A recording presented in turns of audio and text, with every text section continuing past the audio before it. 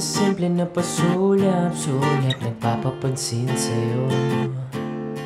Umabot sa palitan ng mga mensahe, kilig na kilig ako. Kamusta ba ina? Hello, magandang umaga.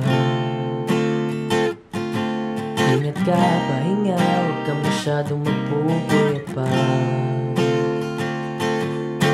Naramdaman ang puso na dahan-dahan akong mahuhulog sa'yo. Sa kada araw natin na pag-uusap, meron na namumuo. Ngunit di ko na alam kung anong patutunguhan. Ang hingin ko lang naman na itong naramdaman.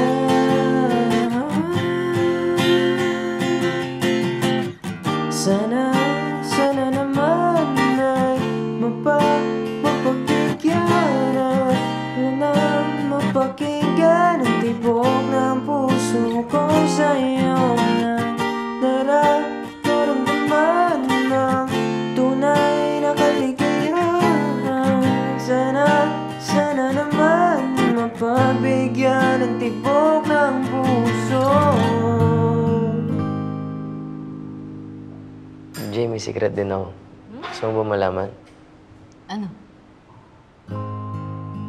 Pwede ko sabihin sa'yo, JJ, na yung dahilan kung bakit ka nahuhulog kay Kiefer ay lahat planado.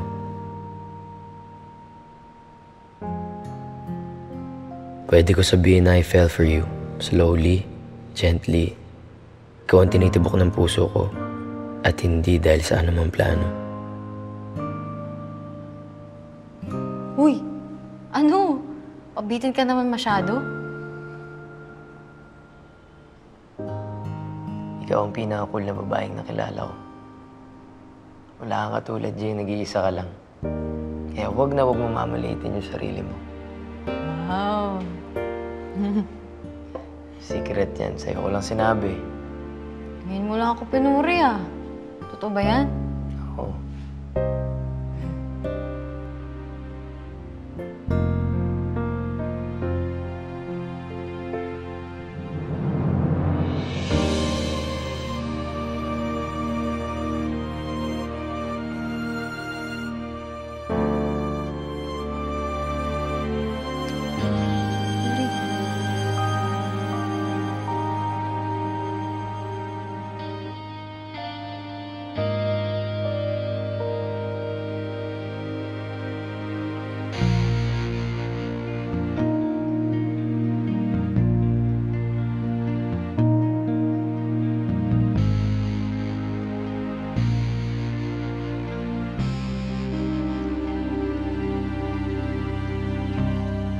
Ano to?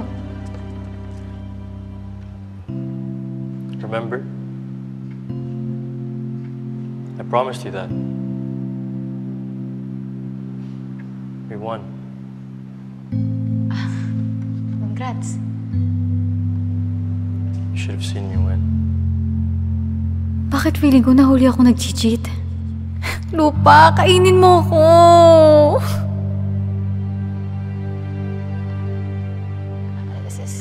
Sige, makikibalita muna ako sa kanila. Ano yun? May feelings pa sa akin si Yuri? Paano na yung feelings ko kay Kiefer?